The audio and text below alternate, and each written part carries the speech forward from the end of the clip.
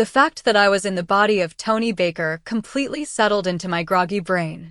I realized then that I had two choices. The first choice was to simply accept the change and make the best of it. I had a second chance at life, and with some work, the body I now occupied might be returned to health. The second choice was to try to convince everyone that I was really Bear Thompson in the body of Tony Baker. I seriously considered it, then I reasoned that nobody would believe me, seeing as how I had just come out of a coma. In fact, they were likely to force me into getting psychiatric help, thinking that the news of Bear's death had sent me over the edge.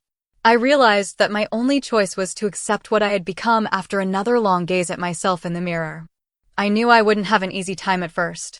I didn't have Tony's memories, but thanks to the injury, I wasn't expected to be completely normal anyway for a while. I looked at myself in the mirror again as the nurse returned to the bathroom to check on me. Are you finished? Yes. Sorry, but I don't always go on command. When you gotta go, and I had to go. Now you need to go back to your bed. Think you can make it back? I nodded that I could and stood up. I washed my face and hands, then carried the walker all the way back to the bed and left it in the corner where it had come from. I hopped back in bed, grinning at the confused nurse. How did I do? I don't know why they told me you might have a problem. From what I just saw, you look fine to me. I think I'm just lucky. I shrugged my shoulders, and more hair fell down in my eyes. I brushed it aside again. I have to get back to the nursing station. Your doctor should be here shortly. If you need anything, just hit the call button again. Yes, ma'am. She took the wheelchair with her. I laughed as I saw the confused look on her face as she left the room. The sound of that very feminine laugh caused me to locate the mirror again and have a closer look at myself. There was no doubt that I was Tony Baker. The mane of red hair and the flashing green eyes were unmistakable. The bandage on the right side of my neck was the only outward evidence of what had happened to me. I put the mirror away when I heard a knock on the door. Come in. A young man wearing a white lab coat entered the room. I noticed that the same nurse had come back into the room with him. A quick guess said he was in his middle 30s. He had dark brown wavy hair, a pleasant face, and the most amazing blue-green eyes I'd ever seen. I experienced a growing warm feeling in my tummy, and both nipples stood up under the rough hospital gown. I let the sensations overwhelm me as the man spoke. Hello, Miss Baker, I'm James Thornton, the doctor that attended to you when you came in. I see you're feeling much better now. The thoughts of being held in his arms and kissing passionately thundered through my head. I could almost feel his arms holding me and the warm touch of his lips on my own. I suddenly jolted out of my dreaming, feeling my cheeks get warm, and realized I was blushing. Thank you, doctor, and please call me Tony. Can you fill me in on my condition? I can if you'll let me examine you. Just get comfortable. This shouldn't hurt a bit, maybe. I scowled back at him. Okay, it won't hurt at all. Just kidding. He used his stethoscope to listen to my heart and lungs, then began probing my arms and legs with a small pin. I was supposed to tell him if I felt each tiny pinprick. He frowned briefly as he made some notes on the chart. So how am I doing, doctor? Well, from what I can see, you're doing very well for what you've been through. Generally speaking, we expected far more nerve damage than you appear to have. I'm glad to see you've proved me and a whole bunch of other perplexed doctors very wrong. Believe me, doctor, I'm glad I proved you wrong too. I don't remember anything about the accident. Is that normal? I remembered everything Bear had seen until I passed out, but nothing from Tony's viewpoint. That's normal for this type of injury, Tony. You may have additional memory lapses and some learning problems, but they should pass within a few months. It takes a little time for the human brain to unravel the damage done to it. You'll need to relearn what you've forgotten, and your brain will develop other paths to give you back your memory. So when can I start in on therapy, doctor? Therapy? What therapy? Other than the memory problems, you're fine physically, Tony. We'd like to keep you overnight just to be sure, though. You mean I can go home tomorrow? Yes. Thank you. I have a question. What happened to the security guard that was hit? Did he make it? Yes. I can't go into the details, but he'll make a full recovery. It may take a while, but he will recover. Thanks. If there's anything the guard needs in the way of extra care or anything, please let me know and I'll make sure he gets it. The doctor gathered up his instruments and notes, then left the room with the nurse following him. I settled back on the bed and closed my eyes. Thoughts of snuggling in the doctor's arms invaded my mind again as a warm feeling spread through my body. I let the thoughts run wild for a few minutes and decided that being a woman wouldn't be so bad after all. I was puzzled on why I now found that I had a strong attraction to men, but felt nothing in a similar way for women. It occurred to me that this was a part of the gift that Tony had given me earlier. I wondered what else was lurking in the background. I must have fallen asleep after that because I woke up to the feeling of someone gently shaking my shoulder. Tony's mom was standing in front of me. "Honey, I'm so glad to see you." She hugged me so hard I lost my breath for a few moments. "How do you feel, sweetie?" I took a deep breath and hoped I could be Tony Baker. If anyone could detect the change, it would have to be Tony's mom. "Better, Mom, a whole lot better." "Honey, up until yesterday we thought you might die. The doctors tell me your recovery so far is almost a miracle." "I know, Mom. I want to get back home and recover. The doctor told me that they will let me go home tomorrow." "That's fantastic, honey. Are you sure?" I attempted to imitate Tony's trademark whine that I'd heard 1,000 times or more. "Mom, I wouldn't have told you if it wasn't true." I crossed my arms on my chest and pouted. "Okay, honey. Are you feeling up to talking to Bear's lawyer? He says he has something for you. He said it was for you only." Those were Bear's instructions in his will. I felt a big lump in my throat as I gulped, then nodded that I was ready. She left the room, coming back in moments later with a short, heavy-set man looking like he was in his upper 70s. I recognized him immediately, but I had to act as though I never met him before. Fortunately, Katie saved me an embarrassing moment. "Tony, this is Milford Parfry."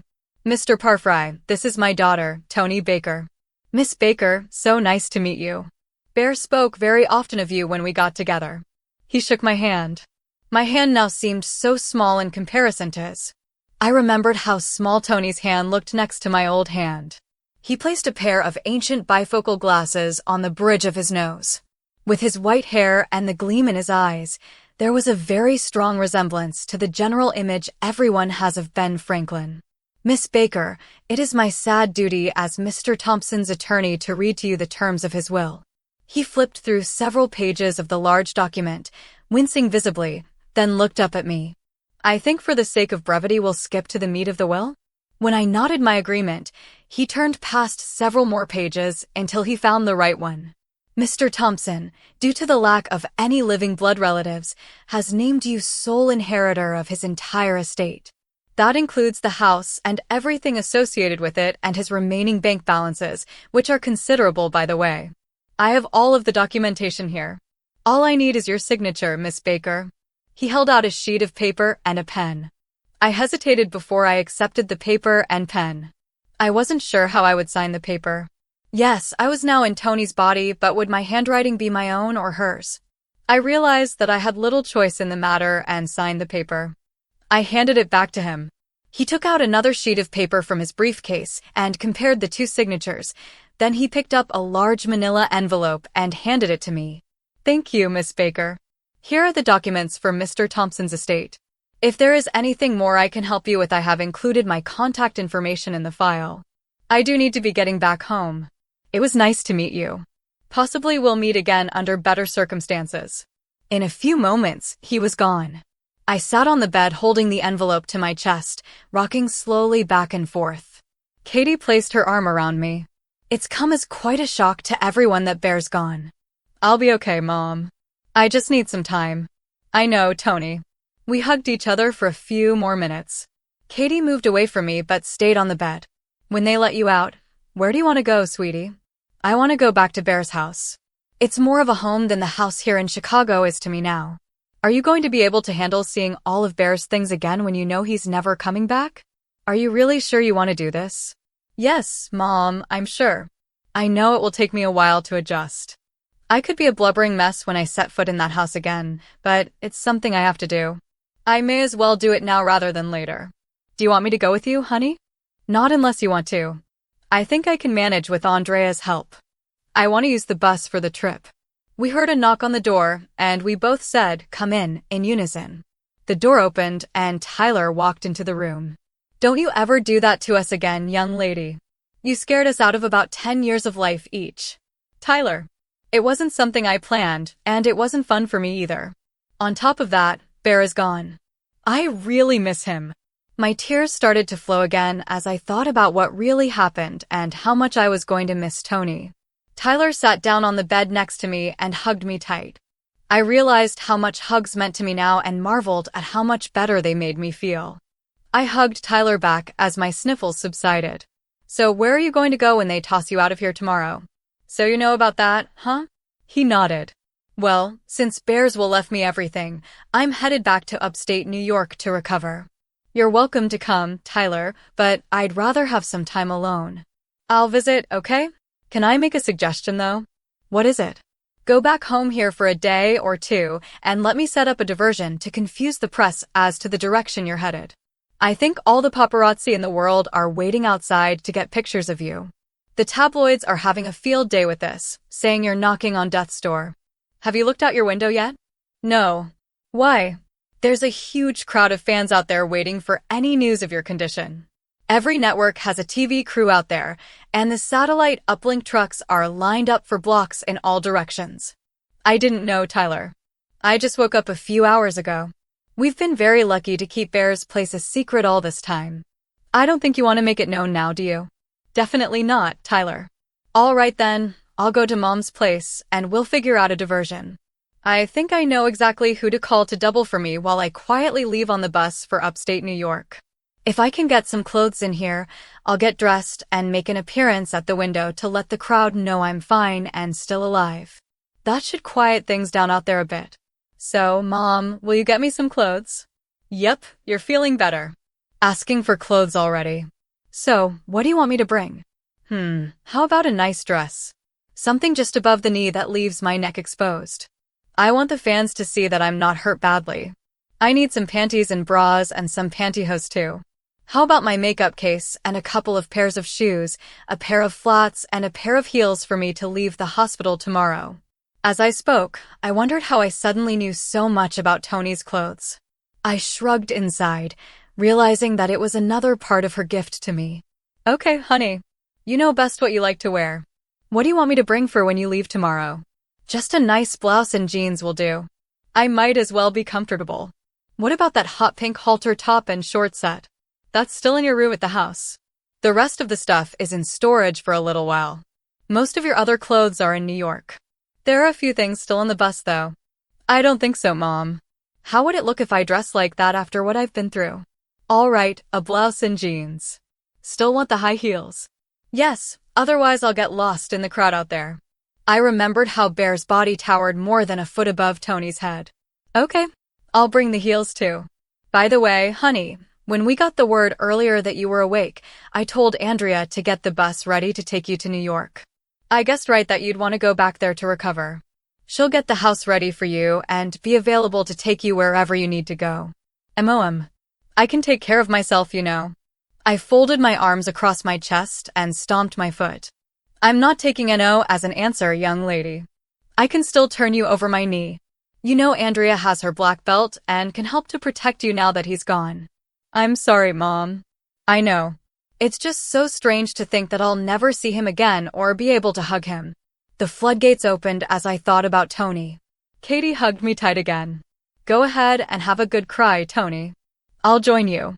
I looked up to see her tears had started too. We sat there in each other's arms until we heard another knock on the door. Come in. It was the nurse again. I'm sorry, but you'll have to leave us for a while. I need to change the dressing and visiting hours are almost over for this afternoon. Katie got up off the bed and headed for the door. I think I had better get moving if I'm going to get your clothes back here. I'll be back in about 2 hours, honey. Thanks, Mom. I love you. I saw a tear in the corner of her eye as she left. I looked at the nurse. Well, let's get this over with and please call me Tony. Now, Miss Bach. Tony, do you have to use the bathroom again? That seems like a good idea, yes. I moved the covers aside and slid out of bed again. I was even more steady on my feet this time, and the nurse simply watched me walk across the room to the bathroom door. I finished up a few minutes later and returned to the bed to sit on the edge. The nurse removed the old dressing from my neck and applied a new one. I got a look at the wound. It was only a few stitches and looked like it was healing rapidly. Do you think there will be a scar there? The nurse shrugged. I'm not certain. Your doctor should be able to tell you that. Even if there is, it should be a small one and easily covered by makeup. I wouldn't worry about it. Just wondering. She finished up and handed me a small card and a pen. That's the selection card for supper. If you'll check off what you want, it will be sent up in an hour or so. I'll be back in a few minutes to get the card. She left the room, and for the first time in several hours, I was alone again. I made my supper choices on the card and put it back on the table. I found the remote for the TV and spent some time cruising through the cable channels. I stopped on one of the headline news channels. After a few minutes, I saw a picture of my old body pop up on the screen. And today, Quentin West was charged in the attempted murder of pop/rock star Tony Baker and the murder of Robert Bear Thompson as they were leaving her last performance in Chicago a few days ago. West entered a plea of not guilty to the charges in court today. The video showed a clip of the proceedings in the courtroom. Video taken by a fan clearly shows West holding a gun and firing at the entourage as it left the arena. Thompson was hit twice and died at the scene. Tony Baker remains in guarded condition at a hospital in Chicago. The screen showed the video the fan had captured, slowed down and magnified slightly to show the man in the crowd holding the gun. I watched as he fired, and the old me fell to the ground on top of him. I heard a second shot as the camera panned over to show Tony lying in a small pool of blood on the ground. Tears started to fill my eyes again, so I grabbed the remote and switched over to one of the many soap operas on at that time of day. I found myself getting absorbed in the story in a way that I had never experienced before, and the time simply flew by. Supper arrived, and I ate while watching the evening local and national news programs. I finished up supper just as Katie returned with the clothes. Hi, Mom. Did you get everything? I did, and I brought some extra things too just in case. She put 3 large bags on the end of the bed. Well, I think I need to get dressed and make an appearance at the window. I saw on the news everyone is worried about me. That's true, honey. You wouldn't believe the rumors flying around right now. Some people have you dead already, while others are saying it's all a gigantic government cover-up because you were abducted by aliens and taken to their planet to give a concert. Well, I suppose if they were really friendly, I'd give an intergalactic concert. I smiled at the thought. Otherwise, this girl is staying earthbound for a while. Let me get dressed. I'll be out in a few minutes, Mom. I selected a mid-thigh length blue dress with a low-cut neckline and grabbed a bra and a pair of panties along with a little plastic egg containing a pair of pantyhose. The makeup kit went with me into the bathroom too. The first thing I did was to take off my clothes and use the toilet. After cleaning up, I used the small shower to carefully clean myself. I was very careful to keep the water away from the bandage around my neck. I aimed the stream lower down on my body. The pulsing water played over the sensitive spot between my legs, and my knees almost buckled from the sensation it shot through me. I held onto the railing around the shower and let the water work its magic. The pleasure built to an incredible level, and I managed to shut off the water as I dropped, totally spent, to my knees on the floor of the shower. As a man, I had never felt anything even remotely close to that experience. Now, as a woman, I relished the effect something as simple as taking a shower could have on my body. I recovered enough to stand again and continued on getting cleaned up. I decided not to wash my hair, but I did manage to get the ends of the long hair down my back wet. As I toweled off, I paid special attention to drying the hair as well as I could. I applied some body powder I found in the makeup case, then stepped into the panties. The sensation of the panties around my large bottom and the empty space between my legs was silky smooth and tickled slightly when I moved.